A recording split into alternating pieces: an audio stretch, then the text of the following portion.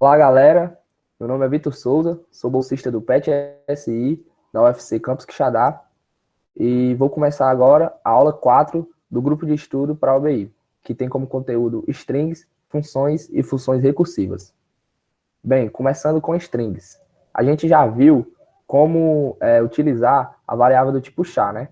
Que armazena apenas um caractere.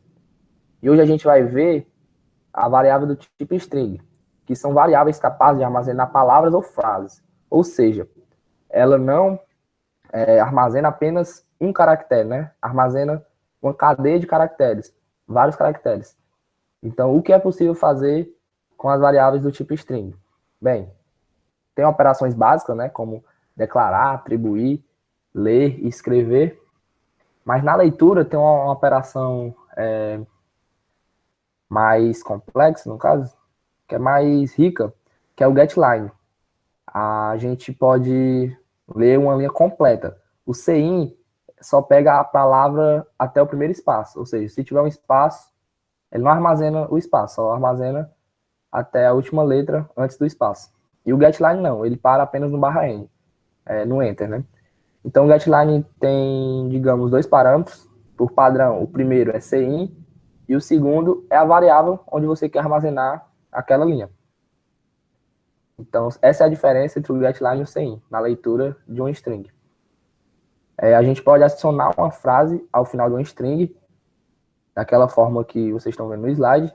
Então, dessa forma, o conteúdo que tem em A, ele é concatenado com essa outra parte, né, depois do igual, que ali, no caso, seria outra frase.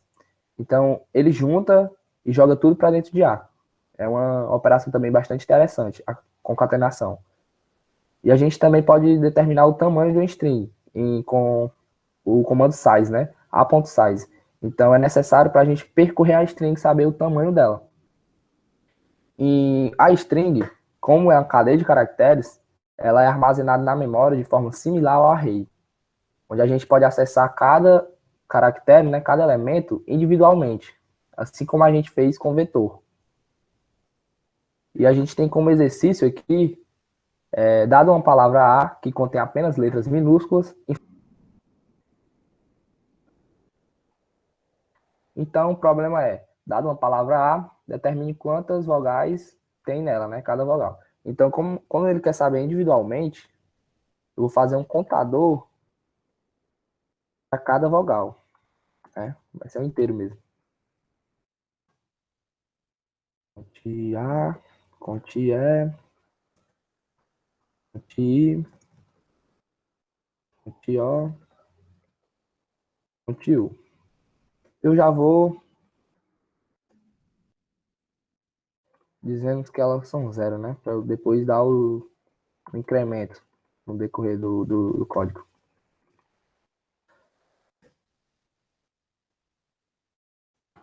Então, pronto, já declarei os contadores, mas eu esqueci, né, de declarar a própria string, que eu vou ler. String S. Como é uma palavra, eu posso ler com CIN. Então, vou ler com CIN mesmo, não vou usar o getLine, porque eu não quero pegar uma frase, um texto. Quero pegar apenas uma palavra. Então, beleza, já li. Então, agora tem que fazer uma lógica para me percorrer ela. A gente viu lá também no slide. A gente pode usar o comando size. Então, vou pegar o tamanho de S. Então, eu vou percorrer ela por completo. Palavra S. E aí, como é que eu vou verificar cada letra, né? Tem que verificar cada letra da palavra. Se é uma vogal, um A, um E, um I. Então a gente já viu como é que faz essa comparação, né? A gente não viu com string, mas a gente vai acessar uma casa, né, específica, um caractere específico, e ver se ele é igual ao A. Se ele for, a gente incrementa o contador de A. Então, a gente vai fazer parecido para todas as outras vogais. Só que mudando, né? Aqui é igual a E, e a gente vai comentar o contador de E. Então, a lógica é até simples, né? A gente comparar com questões anteriores, mas é mais para você se acostumar com a sintaxe mesmo, de como utilizar a string, como percorrer ela por completo. Tá mal indentado, mas eu vou ajeitar aqui. Então, beleza. Aqui eu já estou contando quantas vogais tem, né, na palavra. Agora falta retornar, pintar na tela, né? Então posso fazer assim. A vogal A aparece, e aí eu printo o conte de A. Vou botar aqui. Aparece conte A vezes. Vou quebrar a linha para printar o restante.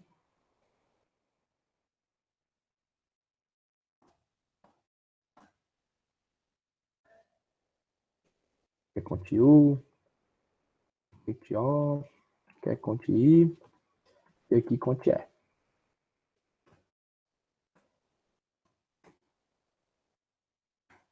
Então vamos ver se ele está funcionando.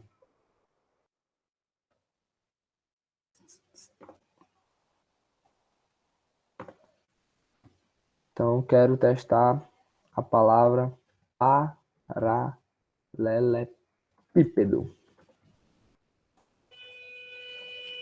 Então a gente viu aí que o A aparece 2 vezes, o E aparece 3 vezes, o I e o O uma vez e o U não aparece nenhuma vez. Então a gente viu que o nosso programinha deu certo, né? Declarei, li, avaliar a palavra, tipo string, percorri ela, fiz uma lógicazinha aqui, né? Se ela for vogal, eu contava, e no final só printei. Então é um exercício bem básico, só para vocês pegarem o jeito. Então, tentem fazer exercícios, né? Do tipo string aí, do conteúdo string, para fixar bem e se acostumar, né, com a sintaxe. Comandos agrupados em um bloco que recebe um nome e através deste pode ser evocado. Bem, por que devemos utilizar funções, né? Normalmente a gente faz uma função para tirar o código da main. O código da main não ficar tão, digamos, poluído, né? Não ficar tão cheio e a gente não saber nem para que serve cada parte do código. Então fica tudo junto e a gente tem essa dificuldade de enxergar a função de cada parte. Então a gente usa a função justamente para modularizar o código, né? Separar em módulos. Então, mas por que utilizar funções? Por que é tão importante, né? Separar em módulos, tirar da main?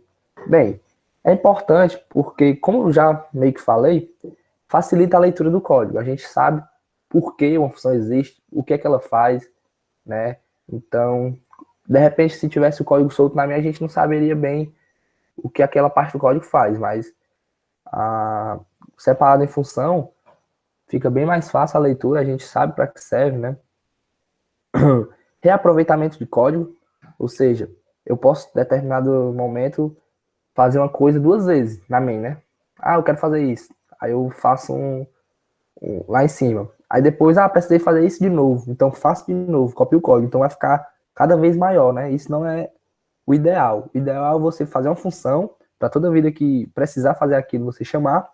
E aí reaproveita chamando 2 vezes. Ao invés de fazer a função 2 vezes, você chama ela 2 vezes na main. E ela está feita a ação mais rápida. Bem, e sua alteração é mais rápida.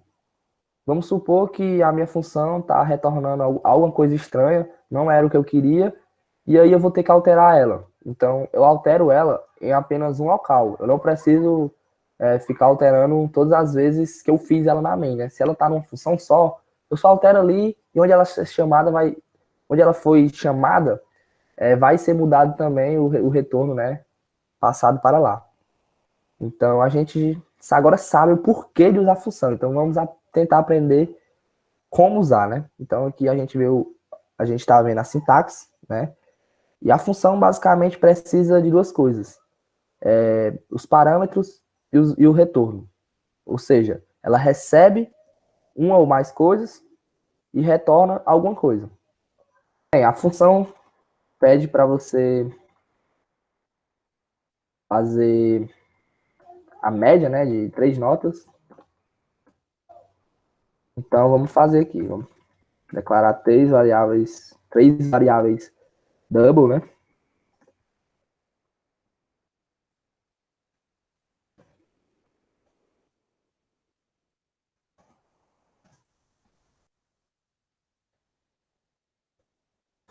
Então, vamos fazer uma variável aqui chamada média.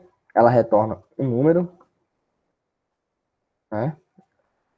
E que é o tipo do retorno que ela retorna, que é o nome, né, que vai ser evocada lá na main. E aqui é os parâmetros, o que é que ela recebe, né? Ela espera receber 3 double, né? Não necessariamente tem que ser o mesmo nome das variáveis lá na main, né? Poderia ser x1, x2, x3, tanto faz. O que importa é o tipo ser igual para a função dar certo. Por exemplo, se isso aqui fosse int, não daria certo, mesmo sendo o mesmo nome. O nome não importa. O que importa é o valor das variáveis, né? Então, eu vou chamar aqui média, passando N1, N2 e N3. E vamos fazer a função, né? Ela tem um retorno, tem um parâmetro, mas tem um corpo também, né? O que é que ela vai fazer? Nada mais do que retornar o seu retorno. Vai ser N1 mais N2 mais N3 dividido por 3. Então, minha função já tem tudo o que é preciso. Ela tem os parâmetros, ela diz o que é que ela retorna, o tipo do retorno, e tem um retorno. O retorno é a soma dos 3 números sobre 3. Então, vamos ver se está funcionando, né? Opa!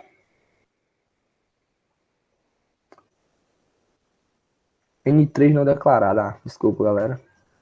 Coloquei X3 sem querer. Vou fazer a média de um aluno que tirou 7,8, 5,6, 6,9. E o aluno ficou de AF. Ficou 6,7. Então, vocês viram aí que a nossa função deu certo, né? Então, é uma função bem simples, né? Dificilmente vocês vão realmente precisar implementar uma função dessa, mas é só para vocês aprenderem com a sintaxe. Aí vocês perguntam, poderia ser quantos parâmetros eu quiser? Sim, quantos parâmetros vocês quiserem.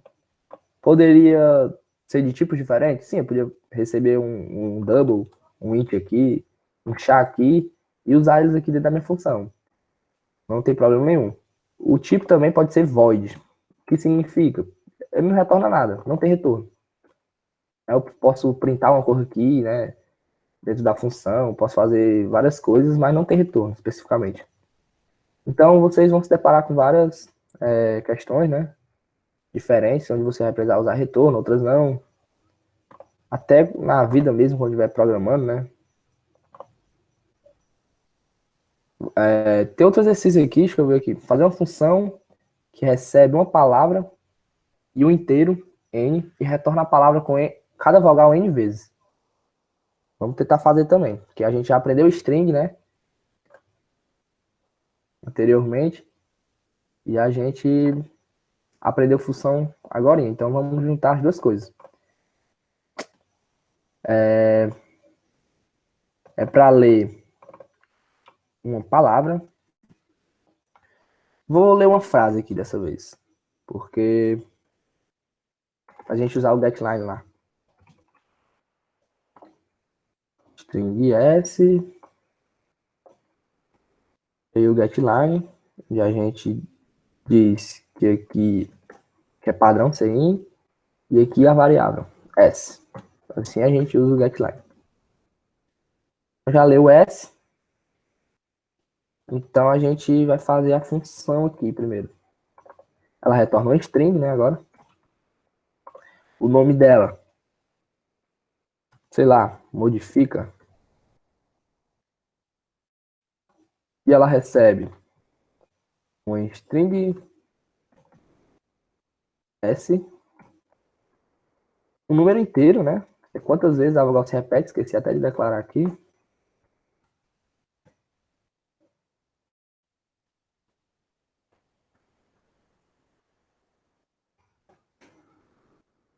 E a gente vai precisar modificar essa string, né? String S, para cada vogal se repetir N vezes dentro dessa string. A gente vai declarar nova string, né? Para isso. Lá, string S2 pode ser. A gente vai percorrer essa string S, né? Ou seja, até s.size, procurando as vogais. Então, se for vogal, depois eu complemento aqui o if, o que eu vou fazer se for vogal?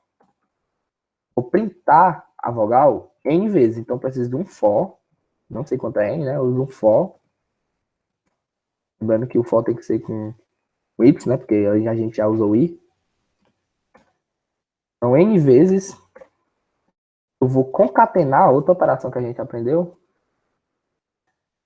em S2,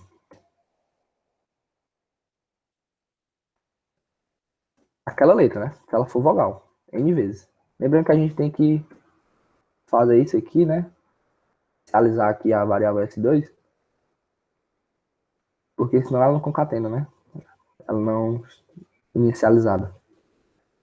E aí, como é que a gente descobre que ela é vogal? Bem, antes eu vou só dizer, pronto, se ela for vogal, ela concatena aqui N vezes, né? Na nova string. E se não for, ela só concatena uma vez, né? Não mexe. Então eu adiciono uma vez só, não faço for nenhum. Aqui no else. Tá tudo certo. Bem, como é que a gente descobre se uma, um chá é vogal, né? A gente já viu isso, né? Eu acho que já no conteúdo de caracteres. Mas eu vou fazer aqui uma função específica somente para isso. Onde o seu retorno é um booleano, um int que é 1 ou 0.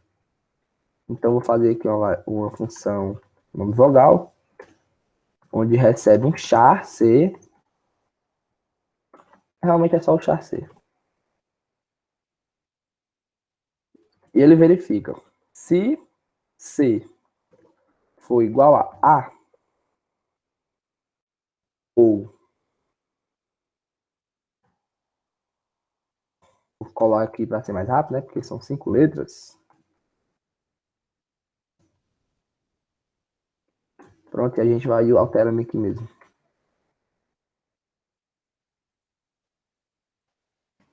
Então, se o caractere for uma dessas, eu faço, eu retorno 1, ou seja, retorno verdade, ele é uma vogal. Se não for, eu retorno 0, retorno falso, dizendo que ele não é uma vogal. Então já posso usar essa função aqui que eu criei, ó, dentro dessa. Que legal, né? Uma função chamando a outra. Então, se vogal SI, ou seja, se o caractere I da palavra S for vogal, né? Se isso aqui for verdade, se for uma vogal, ele printa N vezes na nova palavra. Se não, ele só concatena uma vez. E aí o que é que a gente tem que fazer ainda? Retornar a nova string, né? Return S2. Bem, deixa eu ver se já tá tudo feito lá na main. Ah não, falta chamar. Então a gente vai printar o retorno de modifica passando S. Então, que legal, né? Uma função chama a outra. A gente fez uma função aqui para somente dizer se é vogal ou não, e uma aqui que modifica a string. Se for vogal, ele coloca 3 vezes não, N vezes no caso. A gente também passa, né? O valor aqui de N, quantas vezes quer que se repita cada vogal. E as outras, os outros caracteres a gente concatena uma vez normal. Cout modifica S. Espera.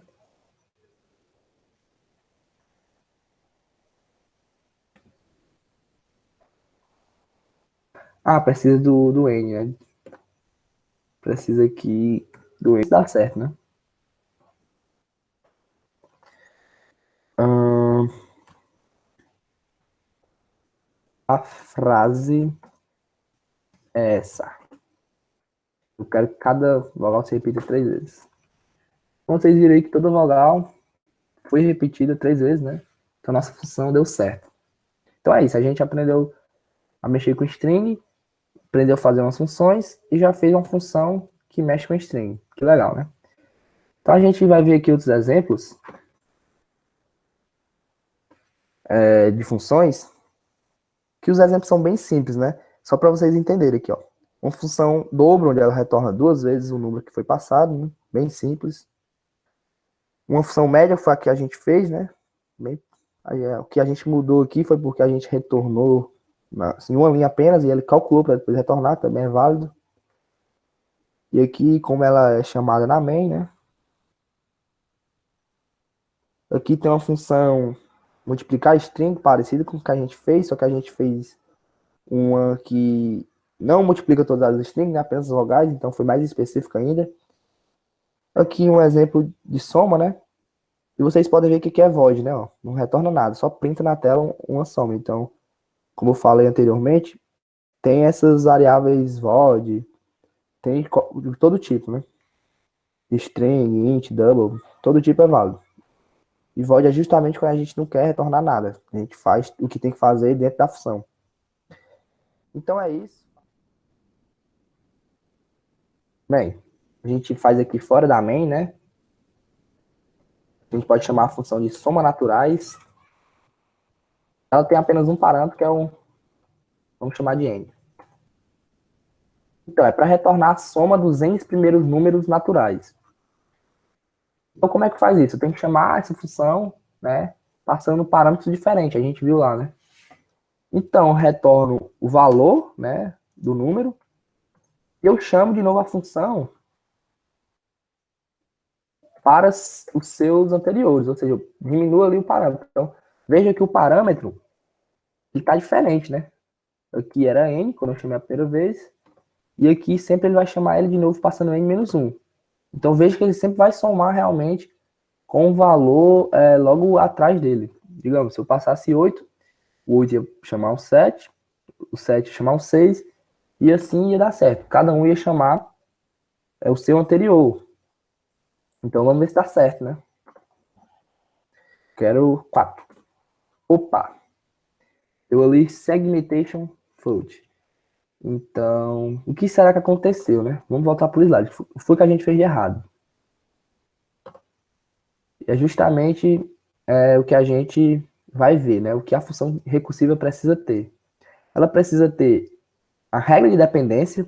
O que é a regra de dependência? É a função recursiva chamar ela de novo, né? Com parâmetros diferentes. É o que a gente viu aqui, ó. Essa chamada é feita a si mesma. É a regra de dependência. Ela depende dela mesma. Então, além da regra de dependência, uma função recursiva tem que ter um caso base. Mas o que é um caso base?